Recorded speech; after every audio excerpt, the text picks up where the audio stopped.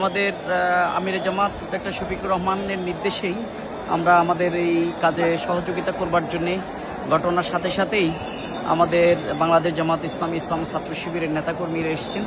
সবাই বিভিন্ন কাজে কাজ করছেন এবং উদ্ধার অভিযানে এলাকার ভাইয়েরা সহযোগিতা করছেন। মেডিকেলগুলোতে আমাদের ভাইয়েরা সার্ভিস দিচ্ছেন, রক্ত দিচ্ছেন।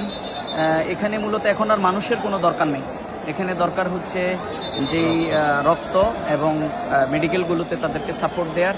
বেশি মানুষের কারণে বরং অ্যাম্বুলেন্স যাতায়াতের সমস্যা হচ্ছে। এই জন্য আমরা এই এলাকায় মানুষকে, জনসাধারণকে না এসে মেডিকেলগুলোতে তাদেরকে সার্ভিস দেওয়ার জন্য অনুরোধ করছি।